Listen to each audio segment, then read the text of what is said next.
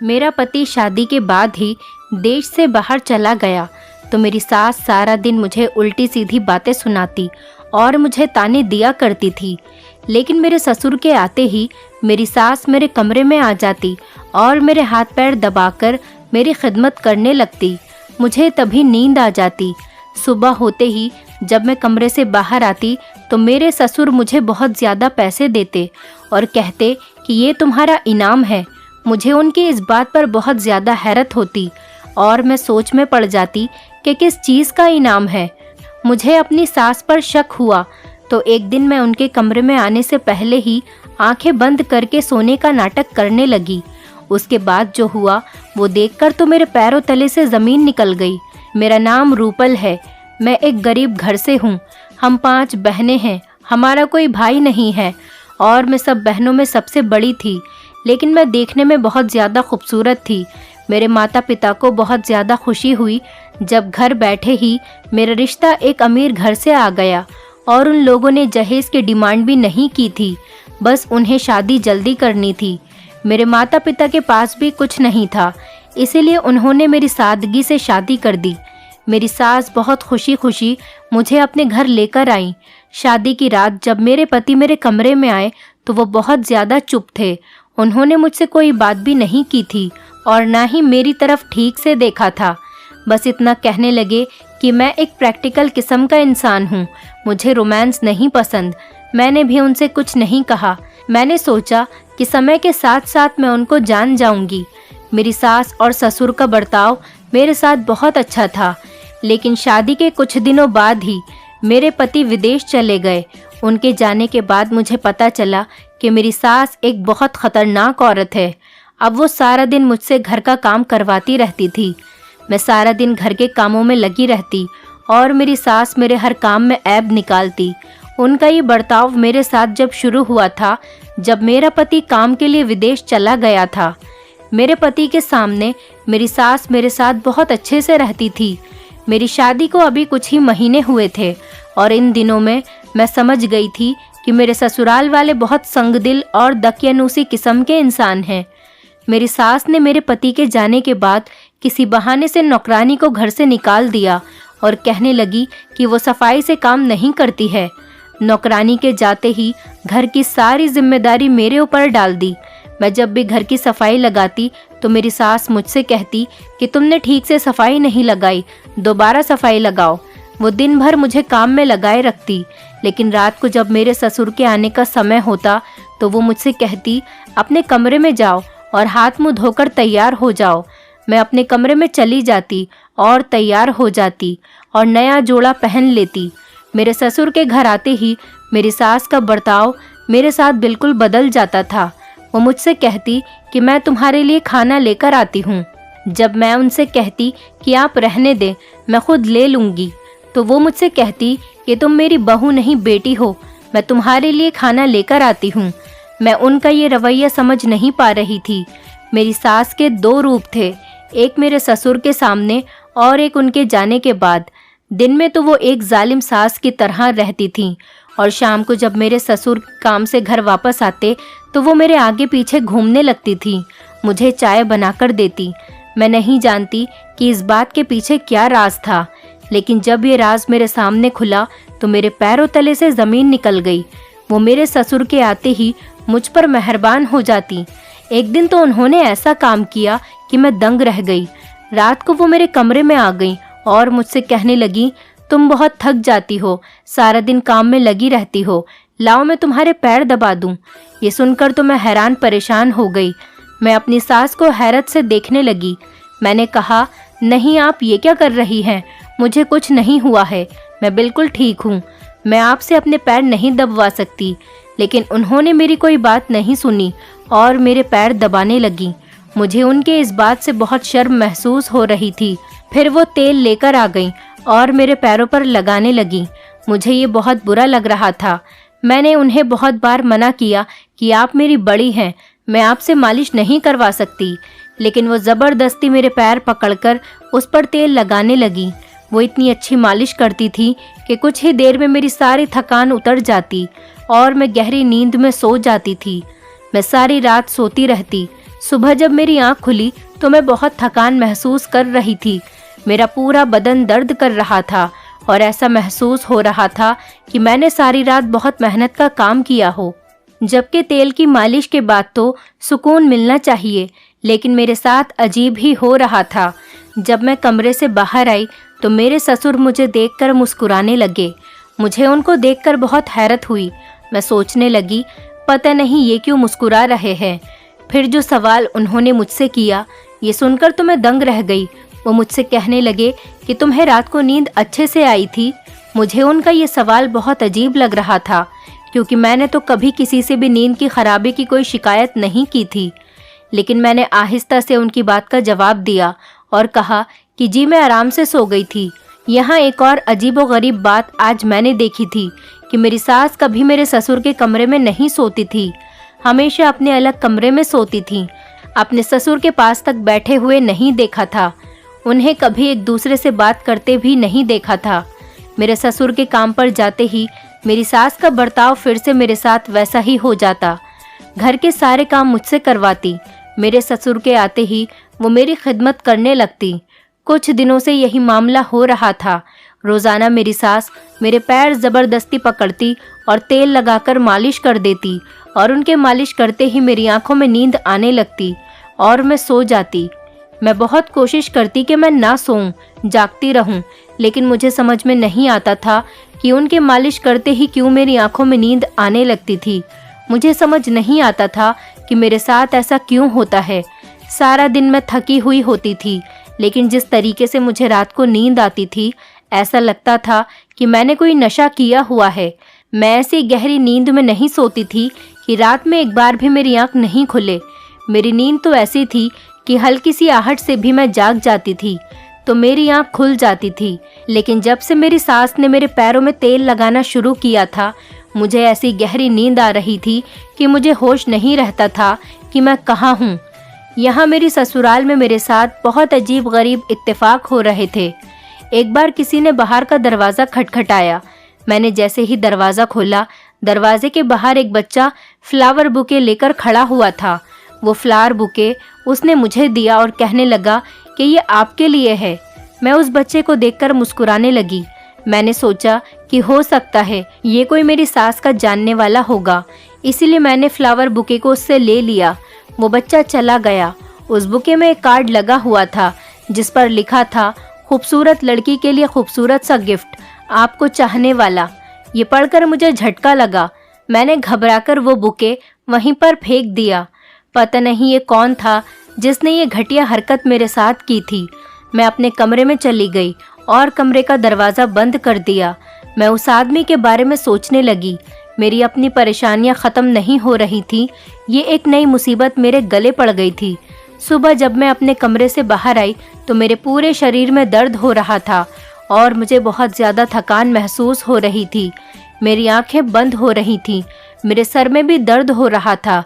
जब मैं अपना नाश्ता बनाने के लिए किचन में जाने लगी तो मेरी सास मुझसे कहने लगी, तुम यहीं बैठो, मैं तुम्हारे लिए नाश्ता बनाकर लाती हूँ। सबसे पहले उन्होंने मुझे नींबू पानी पिलाया, इससे मेरा नशा कुछ कम हो गया। उसके बाद मेरी सास ने मेरे सामने नाश्ता रख दिया और जब मैं नाश्ता कर रही थी तो मेरे ससुर मेरे सामने ही बैठकर मुझे देख रहे थे और मुस्कुरा रहे थे। और फिर उन्होंने मुझसे ऐसी बात कही कि मैं सुन रह गई। कहने लगे कि लाल कलर के कपड़ों में तुम बहुत अच्छी लगती हो। ये सुनकर मुझे बहुत बड़ा झटका लगा, क्योंकि लाल कलर का सूट तो मैंने रात ही पहना था और वो मेरा नाइट सूट था जो कि मैं अपने कमरे में जाने के बाद ही पहनती थी और फिर मैं बाहर नहीं आती थी। तो फिर मेरे ससुर को कैसे पता चला कि मैंने रात लाल रंग का सूट पहना था? उनकी बात सुनकर मैं शर्म से पानी पानी हो गई। मैंने अपनी नज़रें झुका ली। अब तो मुझे शक होने लगा था कि रात को मेरे साथ होता क्या है। अभी तक मैं यही सोच रही थी कि मैं रात को इतनी गहरी नींद में कैसे सो जाती हूँ और मेरे ससुर को कैसे पता चल जाता है कि मैंने रात में किस कलर का सूट पहना है। मैं इसी बात में उलझी हुई थी कि मेरे साथ एक और अजीबोगरीब हरकत हुई जिसने मेरे होश उड़ा दिए। मैं किचन में बर्तन धो रही थी कि मुझे महसूस हुआ कि कोई मुझे देख रहा है।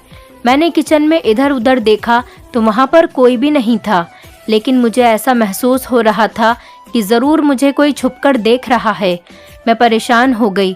पता नहीं कौन है जो मुझे देख रहा है और कहाँ से देख रहा है। हमारा किचन घर के आंगन में ही था और हमारे घर के आसपास भी बहुत सारे घर थे। हमारे घर के सामने वाले घर से हमारा किचन साफ नज़र आता था। औरत की फितरत होती है कि वो अपने ऊपर उठने वाली नज़र को ढूंढ ही लेती है। मैं किचन से बाहर आई। मैंने आसपास के घरों में देखा, फिर मैंने सामने वाले घर की तरफ देखा तो वहाँ पर एक खिड़की खुली हुई थी। वहाँ से मुझे कोई दूरबीन से देख रहा था, क्योंकि वो दूरबीन मैंने अपनी आंखों से देखी थी। जैसे ही मेरी नज़र उस पर पड़ी तो वो वहाँ से हट गया और खिड़की पर पर्दा डाल दिया। वो जो कोई भी था मुझे ही देख रहा था, और जब मेरी नज़र उस पर पड़ी तो वो मुझे देखकर वहाँ से फौरन हट गया। एक तरफ तो मैं अपने ससुर की बातों से और सास की हरकतों से परेशान थी, और दूसरी तरफ पता नहीं ये कौन अनजान आदमी था जो मुझे छुपकर देख रहा था। पता नहीं मुझसे क्या चाहता था। कुछ दिनों बाद किसी ने मेरे घर के आंगन में एक कागज़ का टुकड़ा फेंका, और वो उसी समय फेंका था जब मैं किचन से बाहर आ रही थी। मुझे वो कागज़ का टुकड़ा नज़र आया तो पहले तो मैंने उसे नज़रअंदाज कर दिया, लेकिन फिर मैंने सोचा कि कहीं मेरी सास की नज़र इस पर न पड़ जाए। अगर उन्होंने ये उठा लिया तो वो मुझे तो गलत समझेंगी, वो तो मुझ पर ही शक करेंगी। इसलिए मैंने वो कागज़ उठा लिया और अपने कमरे में आ गई। मेरा दिल बहुत ज़ोर ज़ोर से धड़क रहा था। पहले मैंने सोचा कि उस कागज़ को फाड़कर फेंक देती हूँ, लेकिन फिर ख्याल आया कि एक बार पढ़कर देखती हूँ, आखिर इसमें क्या लिखा है। मैंने वो खोलकर पढ़ना ही शुरू किया था कि इतने में कोई मेरा दरवाज़ा खटखटाने लगा। मैं एकदम उछल गई। मुझे पता था कि मेरी सास ही होंगी। मैंने जल्दी से उस लेटर को अपनी अलमारी में कपड़ों के अंदर छुपा दिया और अपने चेहरे से पसीना साफ किया। फिर दरवाज़ा खोला। जैसे ही मैंने दरवाज़ा खोला तो मेरी सास मुझे शक की नज़रों से देखने लगी। मुझसे पूछने लगी कि मैंने अपना दरवाज़ा बंद क्यों किया था। मैं पहले से ही उस लेटर की वजह से घबराई हुई थी, और अब ये मेरी सास के सवाल। मैंने अपने आप को संभालते हुए उनसे कहा कि मैं वॉशरूम में थी, इसीलिए मैंने दरवाज़ा अंदर से बंद कर दिया था। लेकिन मेरी सास को मेरी बात पर यकीन नहीं आया, और वो मुझसे पूछने लगी कि तुम इतनी घबराई हुई क्यों हो, क्या हुआ है तुम्हें। मैंने उनसे कहा कि ऐसी कोई बात नहीं है, मैं ठीक हूँ। फिर वो मुझसे कहने लगी कि चलो लेट जाओ, तुम सुबह से काम करके थक गई होंगी, मैं तुम्हारे पैरों की मालिश कर देती हूँ। मैंने उनसे कहा कि आप क्यों रोज़ रोज़ मेरे पैरों की मालिश करने आ जाती हैं, मुझे अच्छा नहीं लगता आपसे अपने पैरों की मालिश करवाना। लेकिन वो मेरी कोई बात सुनने को तैयार ही नहीं होती। यही आज मैंने भी पक्का इरादा कर लिया था कि मुझे उनसे अपने पैरों पर मालिश नहीं करवानी, क्योंकि मेरा दिल कह रहा था कि जिस तेल से वो मेरी मालिश करती है उसमें ही कुछ न कुछ गड़बड़ है। जैसे ही वो तेल लगाने के लिए आगे आई, मैंने अपने पैर पीछे कर लिए। मुझे अंदाज़ा नहीं था कि वो मेरी इस हरकत पर मुझसे इतना गुस्सा करेंगी। वो कहने लगी कि अगर तुमने मेरी कोई बात टाली तो तुम देखना मैं तुम्हारे साथ क्या करती हूँ। अभी तक मैं तुमसे प्यार से कह रही थी, अगर तुमने मेरी बात नहीं मानी तो मैं तुम पर हाथ भी उठा सकती हूँ। मुझे उनकी बात सुनकर डर लगने लगा। मैंने अपने पैरों को आगे कर दिया और वो मेरे पैरों की मालिश करने लगी। हर बार की तरह उनके मालिश करते ही मुझे गहरी नींद आ गई। मैं अपनी ज़िंदगी से बहुत परेशान हो गई थी। सुबह जब उठकर अपने कमरे से बाहर आती तो मेरे ससुर के सवाल मुझे परेशान करने लगते थे। कभी वो मुझसे कहते कि तुम आज बहुत खूबसूरत लग रही हो, तो कभी कहते कि तुम्हारे खुले हुए बाल बहुत अच्छे लगते हैं। मुझे उनकी ये बातें बहुत ज़्यादा परेशान कर रही थीं, लेकिन मैं किसी से कुछ कह नहीं सकती थी। कभी कभी तो मैं अपने कमरे में जाकर रोने लगती। जब से मेरा पति विदेश गया था उसने एक बार भी मेरी खबर नहीं ली थी। मेरे पास मोबाइल भी नहीं था जो मैं उससे कांटेक्ट कर लेती। जब मैं अपनी सास से कहती कि मेरे पति से मेरी बात करा दें तो वो मुझसे कहती कि वो काम में लगा हुआ है, अभी तुमसे बात नहीं कर सकता। मेरी शादी को 3 महीने हो चुके थे, लेकिन मेरे पति ने अभी तक एक बार भी मुझसे बात नहीं की थी। शाम को जब मैं सब काम से फ्री होकर अपने कमरे में आती तो सोचने लगती, पता नहीं मेरा पति कैसा इंसान है कि मुझसे बात भी नहीं करता, क्या उसे कभी मेरा ख्याल नहीं आता। यही सब सोच रही थी कि अचानक से मुझे उस लेटर की याद आ गई। मैंने उठकर अपने कमरे का दरवाज़ा बंद किया और अलमारी से वो लेटर निकालकर पढ़ने लगी। उसे पढ़कर तो मेरे होश उड़ गए। उसमें लिखा था कि वो मेरे बारे में सब कुछ जानता है और वो मुझे कुछ बताना चाहता है, और उसमें ये भी लिखा था कि वो मुझे पसंद करता है। मैं बहुत बड़ी मुसीबत में फंस चुकी हूँ। वो कह रहा था कि वो मुझे हर समय अपनी खिड़की से देखता रहता है और उसे मेरी हालत पर बहुत तरस आता है। उसकी बातें पढ़कर तो मैं सोच में पड़ गई कि वो मेरी हालत के बारे में कैसे जानता था। उसे कैसे पता चला कि मैं किस मुसीबत में हूँ। ना चाहते हुए भी मेरी आंखों से आंसू बहने लगे। मेरे माता पिता बहुत गरीब थे। मेरी और भी छोटी बहनें थीं, इसलिए मेरी माँ ने मुझे समझाकर भेजा था कि मैं कभी भी अपने ससुराल वालों से लड़कर घर वापस नहीं आऊं, क्योंकि उनके ऊपर अभी मेरी और बहनों की भी जिम्मेदारी थी। इसीलिए मैं अपने मायके भी वापस नहीं जा सकती थी। मेरे पास कोई नहीं था जिससे मैं अपना गम कह सकती थी। मेरे ससुर की बातों से जो ख्याल मेरे दिल में आ रहे थे वो बहुत ज़्यादा गलत थे। इस समय मैं बहुत तकलीफ़ में थी, और जो कोई भी मेरी परेशानी समझ लेता और दो बोल मुझे तसल्ली के बोल देता, उसे मैं अपना समझ लेती। ना चाहते हुए भी मैं किचन से बाहर निकलकर आंगन में खड़ी हो गई और उस खिड़की की तरफ देखने लगी। सामने खिड़की का पर्दा हटा हुआ था। वो आदमी दूरबीन से मुझे देख रहा था। मैंने अपने आंसू साफ किए और अपने कमरे में चली गई। ऐसी हालत में मुझे अपने पति की बहुत ज़्यादा ज़रूरत थी, लेकिन वो मेरे पास नहीं था। वो तो शायद मुझे भूल ही गया था। अगले दिन फिर मुझे एक कागज़ का टुकड़ा आंगन में पड़ा हुआ मिला। मैंने वो उठाकर पढ़ा तो उसमें लिखा हुआ था कि रात को अपनी छत पर आ जाना।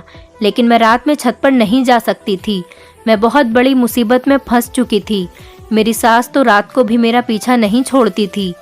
एक बार जब मैं अपनी सास के कमरे की सफाई कर रही थी तो मैंने उनकी अलमारी खुली हुई देखी। मैं उनकी अलमारी की तरफ बढ़ी। जैसे ही मैंने उनकी अलमारी खोली, एक फाइल आकर मेरे पैरों में गिर गई। मैंने उठाकर देखा तो उसमें घर के कुछ कागजात थे और एक तलाकनामा भी था। अभी मैंने उसे पढ़ा नहीं था, मैं सिर्फ उसे देख रही थी कि इतने में मेरी सास कमरे में आ गई। उसने मेरे हाथ से वो फाइल छीन ली और गुस्से में मुझसे बोली कि तुम मेरी अलमारी की तलाशी ले रही हो। मैंने कहा नहीं, मैं तो सिर्फ सफाई कर रही थी। आपकी अलमारी खुली हुई थी तो मैं बंद करने के लिए आ गई। ये फाइल तो खुद ही मेरे पैरों में गिर गई थी। वो कहने लगी कि ये मेरी फाइल है, तुम जाओ यहाँ से। मैं कमरे के बाहर आ गई। मैं सोचने लगी कि मेरी सास ने अपना कमरा अलग कर रखा है और मेरे ससुर को भी अपने करीब नहीं आने देती। मेरे दिल में ये ख्याल आने लगा कि शायद मेरी सास और ससुर में तलाक हो चुकी है और मेरी सास मुझसे ये बात छुपाना चाहती है। लेकिन अगर ऐसा होता तो वो इस घर में कैसे रह सकती थी। मैं जितना अपनी सास और ससुर के बारे में सोचती उतना ही उलझकर रह जाती। आज रात मैंने सोच लिया था कि मैं अपनी सास से अपने पैरों की मालिश नहीं करवाऊंगी। इसलिए मैंने अपने पैरों पर पहले से ही वैसलीन लगा लिया था ताकि वो तेल मेरे पैरों में असर न करे और उसका नशा मेरे ऊपर ना चढ़े। रात को जैसे ही मेरी सास तेल लेकर मेरे पैरों की मालिश करने के लिए आई तो उनके तेल लगाते ही मैं सोने का नाटक करने लगी। उन्हें लगा कि मैं सो गई हूँ तो वो मेरे कमरे से बाहर चली गईं। कुछ देर बाद मेरा ससुर मेरे कमरे में आ गया और मेरे कमरे का दरवाज़ा अंदर से बंद कर दिया। मैं सोच भी नहीं सकती थी कि यहाँ मेरे साथ ये सब घटिया काम किया जा रहा है। जैसे ही मेरा ससुर मेरे पास आया तो मैं घबराकर उठकर बैठ गई। मुझे जागता हुआ देख मेरा ससुर पीछे हट गया। मैंने उससे कहा कि आपको शर्म नहीं आती मेरे साथ ऐसा गंदा काम करते हुए। मेरी सास भी मेरे कमरे में आ गई। वो भी मुझे जागता हुआ देखकर हैरान होने लगी। मैंने अपने ससुर से कहा कि मैं आपकी बेटी जैसी हूँ और आप मेरे साथ ये पाप कर रहे हैं। वो अपनी नज़रें झुकाकर कहने लगे कि मैंने तुम्हारे साथ अभी कोई गलत काम नहीं किया। मैं यहाँ सिर्फ तुम्हें देखने के लिए आता हूँ। तुम मुझे बहुत अच्छी लगती हो। मैं तुमसे शादी करना चाहता हूँ। उनकी ये बात सुनकर मेरा दिल किया कि मैं उनका गला दबा दूं। मैंने कहा, आपको बिल्कुल भी शर्म नहीं आ रही ऐसी बातें करते हुए? मैं आपके बेटे की पत्नी हूँ। इस बात पर मेरी सास ने मेरे ससुर को कमरे से बाहर भेज दिया और मुझसे कहने लगी कि कौन सा बेटा और किसकी पत्नी? वो तो कब का तुम्हें छोड़कर जा चुका है। मैंने उससे तुम्हारी शादी इसी शर्त पर करवाई थी कि वो तुम्हारे साथ नहीं रहेगा। वो तो बाहर विदेश में ही शादी कर चुका था, लेकिन मुझे अपने घर में एक मुफ्त की नौकरानी चाहिए थी। इसीलिए मैंने ऐसा घर ढूंढा जिसके घर वाले अपनी बेटी को ससुराल वालों की हर ज़ियादती सहने का मशवरा देते हों। तुम्हारे माता पिता भी ऐसे ही थे, इसीलिए मैंने अपने बेटे की शादी तुमसे करवा दी। और जब वो वापस जाने लगा तो तुम्हारे लिए वो डिवोर्स पेपर छोड़कर गया था। और ये बात मैंने तुम्हें इसीलिए नहीं बताई थी क्योंकि मैं तुम्हारे बारे में कुछ और सोच चुकी थी। अब मेरा पति तुम्हारा ससुर नहीं है। तुम्हारी शादी अपने पति से करवा दूंगी। मेरे पति की दिमागी हालत ठीक नहीं है। वो जो चाहता है वही करता है। सारी जिंदगी उसने मुझे मारा पीटा और अब तुम उसे पसंद आ गई हो। मैं तुम्हारी शादी उससे करवा दूंगी और अपनी जिंदगी सुकून से गुजारूंगी। जिंदगी भर जो तकलीफ इसने मुझे दी है अब वो तुम सहोगी और तुम्हारे पास वापसी का भी कोई रास्ता नहीं है। ये कहकर मेरी सास मेरे कमरे से चली गई। मेरा पति मुझे तलाक दे चुका था और मुझे इस बात की कानों कान खबर भी नहीं थी। अब मैं इस घर में कैसे रह सकती थी? मैं किसी भी सूरत में इस घर में नहीं रहूंगी। मुझे सारी जिंदगी की गुलामी और तकलीफ बर्दाश्त नहीं करनी। मैंने अपना सामान उठाया और कमरे से बाहर निकलने लगी। जैसे ही मैंने दरवाज़ा खोलने की कोशिश की तो दरवाज़ा बाहर से लॉक था। मैंने दरवाज़ा खटखटाया तो मेरी सास कहने लगी कि जब तक मैं तुम्हारी शादी अपने पति से नहीं करवा देती तुम इस कमरे में ही बंद रहोगी। ये सुनकर मेरे पैरों तले से ज़मीन निकल गई थी। मैं ऐसा किसी भी हाल में नहीं कर सकती थी। मैंने अपनी सास से मना कर दिया। मैंने कहा कि दरवाज़ा खोलो, मुझे यहाँ से जाने दो। मेरी सास ने कहा कि तुम्हें हर हाल में मेरे पति से शादी करनी पड़ेगी, वरना मैं तुम्हें इसी कमरे में भूखा प्यासा रखूंगी। मैंने अपनी सास से बहुत मिन्नतें की, लेकिन उन्होंने मेरी कोई बात नहीं सुनी। मैं रात भर अपने कमरे में रोती रही। अचानक मेरे दिमाग में उस आदमी का ख्याल आया जो हमारे घर के सामने से अपनी खिड़की से मुझे देखता था। मैं अपने कमरे की खिड़की खोलकर वहां खड़ी हो गई। मैंने देखा कि सामने की खिड़की भी खुली हुई थी और कमरे में रोशनी भी है। मुझे एक उम्मीद की किरण नजर आई। मैंने सोचा कि हो सकता है ये आदमी ही मेरी मदद करे। मैंने उस आदमी के सामने अपने हाथ जोड़े, उससे इशारे से कहा कि मेरी जान बचा ले। मेरे पास बस यही एक चारा था। कुछ देर बाद ही मेरे कमरे का दरवाज़ा खुला और बाहर पुलिस मौजूद थी। वो आदमी मेरी बात समझ गया था। मैंने पुलिस को सब कुछ बता दिया। पुलिस मेरे सास ससुर को पकड़कर ले गई। मैं अपने मायके में वापस आ गई। कुछ दिनों बाद ही उस आदमी ने मुझसे शादी कर ली जिसने मेरी मदद की थी। अब मैं इसके साथ ही खुशहाल जिंदगी गुजार रही हूँ। दोस्तों, उम्मीद करती हूँ आपको हमारी कहानी पसंद आई होगी। कहानी पसंद आई है तो वीडियो को लाइक करें, चैनल पर नए हैं तो चैनल को सब्सक्राइब करें और हाँ, नोटिफिकेशन बेल को ज़रूर दबाएं ताकि अगली अपडेट सबसे पहले आपको मिले।